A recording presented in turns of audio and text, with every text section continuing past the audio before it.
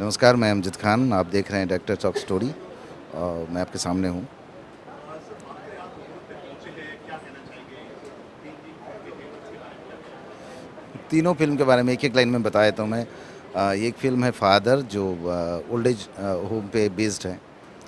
अपने बच्चे खुद बड़े होकर बूढ़े माँ-बाप को कई बार ले जाकर ओल्ड एज होम में रख देते हैं और उन्हें लगता है कि बस वो लोग वहाँ पर सेफ़ हैं और अपनी ज़िंदगी फिर यहाँ पर जीने लगते हैं। और उन माँ-बाप के साथ में क्या गुज़रता है उसके ऊपर है वो सब्जेक्ट जो कंप्लीट है। दूसरी फ़िल्म है सेकंड गॉड, जो जितने भी डॉक्टर हैं तो सब तो भगवान के दूसरे रूप होते हैं, इसलिए द सेकंड गॉड नाम रखा है। लेकिन कुछ डॉक्टर ऐसे हैं जो क्राइम करते हैं, सोशल क्राइम बोल सकते हैं। किसी को बेवकूफ़ बना देते हैं, कई बार कई पेशेंट के साथ उतने बेरहमी से पेश आते हैं जो नहीं होना चाहिए। तो उस पे बेस्ड है वो। और तीसरी फ़िल्म जो है वो अभी की पीढ़ी के ऊपर है, अभी के युवाओं का ऊपर है कि नशे में डूब रहे हैं सब। तरह-तरह की नशा कर रहे हैं, कोई एलएसडी, कोकेन, दुनिया भर के नशा। उससे फ्यूचर क्या हो सकता है, वो किस तरह से बर्बाद हो जाएँगे, उसके ऊपर है वो तीनों फ़िल्म। तो तीनों कंप्लीट है, बस अभी तैयारी है रिलीज़ की। तो जैसे आपको पहचान मिली है, आप कहाँ से हैं? आपकी घर का शुरुआत कहाँ से हुआ? उम, मैं हूँ कोलकाता से, बंगाल से। और मेरी पहली फ़िल्म तो रिलीज़ नहीं हो पाई। एक फ़िल्म थी टुमारो जो काफ़ी सेंसिटिव मुद्दे पे था। वो मुंबई अंडरवर्ल्ड पे थी। और वो मुंबई की पहली फ़िल्म थी जिसमें अंडरवर्ल्ड के सारे डॉन के नाम ओरिजिनल थे। दाऊद का नाम दाऊद, राजन का नाम राजन, छोटा शकील ऐसा। तो ख़ैर वो फ़िल्म रिलीज़ नहीं हो पाई। मेरी दूसरी फ़िल्म थी ये 2009। और मेरी दूसरी फ़िल्म थी उसके बाद मैंने किया था ले गया सद्दाम, एक सोशल इश्यू पे बेस्ड था, हलाला पे बेस्ड। रघुवीर यादव थे उसमें प्रोटैगनिस्ट। और फिर थर्ड फ़िल्म मेरी जो पूरी दुनिया में एक अलग सा मकाम मुझे दिया है, जिससे मैं गुडविल एम्बेसडर बना, जिस फ़िल्म के चलते यूनाइटेड नेशन का भी मैं गुडविल एम्बेसडर हूँ। और वो फ़िल्म यूनाइटेड नेशन के सपोर्ट में बनी। मलाला यूसुफ़ज़ई पे बेस्ड थी, फ़िल्म का नाम था गुल मकई। अभी वो 2020 में ही रिलीज हुई, 2020 में आखिरी में। और बस अभी चल रही तैयारी अभी दो। हाँ, मतलब एक अच्छा खासा एक्सपोज़र है वो। दुनिया के कई कंट्री में अलग से उसको मकाम मिला है। मिशिगन यूनिवर्सिटी में उस फ़िल्म की कहानी को, फ़िल्म मेकिंग को सिलेबस में रखा गया है।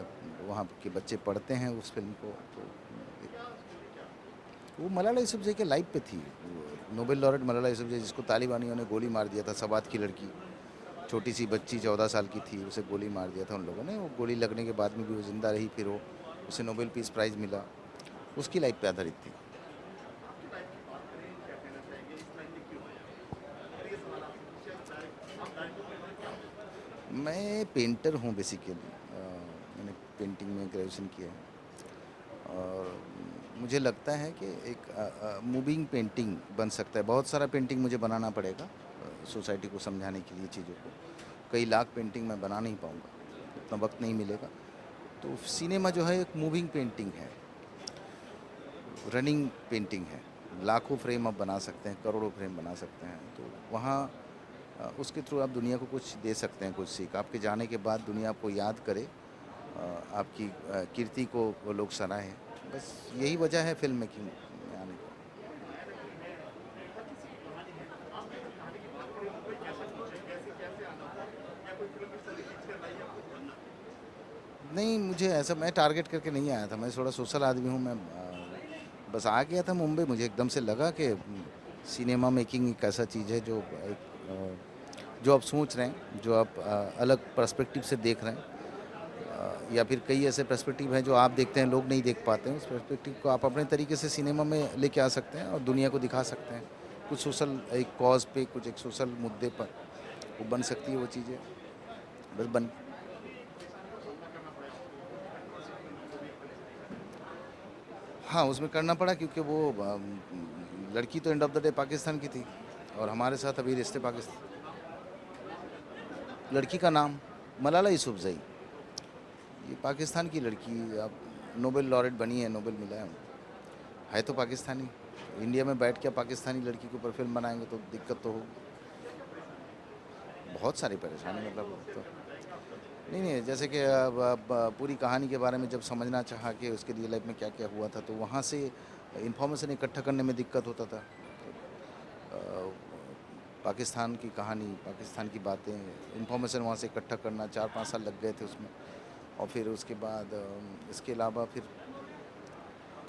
सिचुएशन, हमारा यहाँ का पॉलिटिकल सिचुएशन भी उस तरह का नहीं है ना, कि वो दो देश के अंदर बन ठन रहा है कुछ चीज़ें, रिश्ते बहुत बिगड़े हुए हैं, सामना तो करना पड़ा काफ़ी चीज़ों का।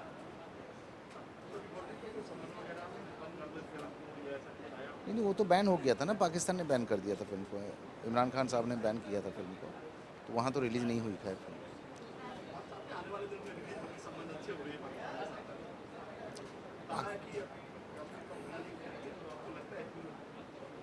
हो जाए, अच्छी बात है। वो लोग अगर उस फिल्म से दूर रहेंगे तो उनकी बदकिस्मती है।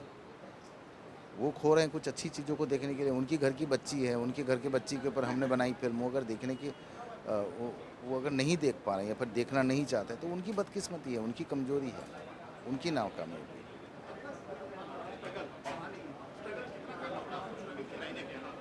मैं स्ट्रगल नहीं करता, अभी भी नहीं किया, ना तब किया हूँ। देखिए, आपके अंदर अगर क्वालिटी होगी और आपके अंदर अगर सही क्राफ्ट होगी, लोग देखना चाहेंगे उसे, आपके साथ जुड़ जाएंगे लोग। आपके अंदर शिद्दत हो, आप जिस काम के लिए आए हैं वो काम आपको आता हो।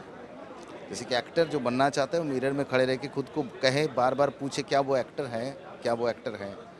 अंदर से उसे आवाज़ आएगी कि हाँ मैं एक्टर हूँ, मैं लड़ सकता हूँ कहीं भी, किसी भी हालात में, कितनी भी बड़े एक्टर के सामने खड़े होकर मैं आराम से अपना रोल अदा कर दूंगा, तो फिर वो एक्टर है, वो कर लेगा बड़ी शिद्दत के साथ। डायरेक्टर जो बनना चाहता है वो डायरेक्टर पहले समझ ले खुद को कि डायरेक्शन होता क्या है। और अगर उसे आता है डायरेक्शन, उसके पास अगर क्राफ्ट है उस तरह का, उसे कोई नहीं रोक सकता।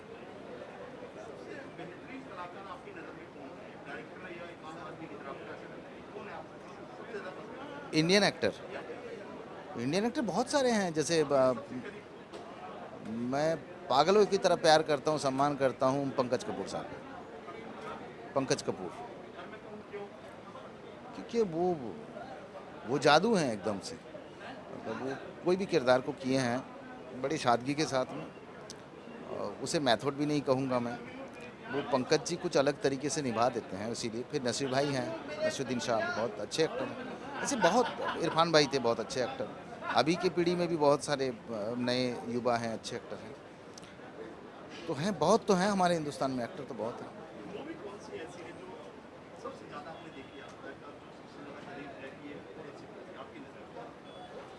इंडियन इंडियन मूवी की बात करें जी, हॉलीवुड में तो लाखों फिल्में मैं पसंद करता हूँ, लाखों हज़ारों फिल्में हैं। हॉलीवुड के सबसे अच्छे एक्टर मेरे लिए, मतलब वो गॉड जैसे ही है एक्टिंग का, वो है डेंजल वाशिंगटन। और यहाँ की इंडियन सिनेमा में मैं सत्यजीत रे की फिल्म पौथिर पांचाली, मेघे ढाका तारा अच्छी फिल्मों में है। और फिर अच्छी फिल्मों में संजय लीला भंसाली साहब अच्छी फिल्में बनाते हैं, ब्लैक अच्छी फिल्म थी उनकी। तो ऐसे तो बहुत फिल्में हैं, लाखों फिल्में बनती हैं यहाँ भी। लंच बॉक्स एक छोटी सी फिल्म आई थी इरफान और नवाज़ की, तो वो भी बड़ी अच्छी फिल्म थी।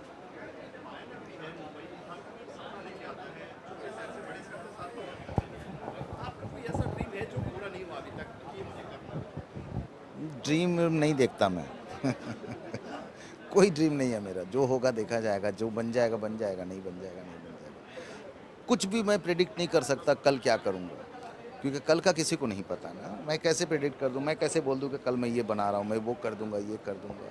अल्लाह ने चाहा तो हो जाएगा। आने वाले प्रोजेक्ट, अभी मैं 2 शॉर्ट फिल्म और कर रहा हूँ अभी अगले महीने, और उसके बाद एक वेब सीरीज़ है। एक वेब सीरीज़ है, लगभग बहुत लंबी है, बड़ा मामला है वो, बड़े प्लेटफॉर्म के लिए है। उसकी तैयारी चल रही है, 6-8 महीना लग जाएगा उसको फ्लोर पे जाने पे। और बहुत लंबा मामला है वो, मतलब बहुत ह्यूज है, बहुत बड़ा है। ना, मैं यही कहूँगा कि मैं अच्छी क्राफ्ट बनाने की कोशिश करता हूँ और आप दर्शक तक पहुँचाने की कोशिश करता हूँ। उसे देखिए, समझिए अच्छे से, और वो आपके काम आएंगे निजी ज़िंदगी में।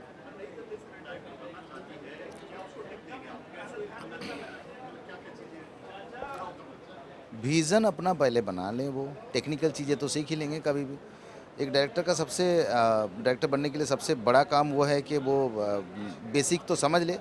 फ़िल्में बहुत सारी देखिए, पूरी दुनिया की फ़िल्में, कैसी-कैसी फ़िल्में दुनिया में लोग बनाए हैं और फिर वहाँ से प्रेरित हों, समझे फ़िल्म मेकिंग क्या है और फिर बनाएँ फ़िल्म।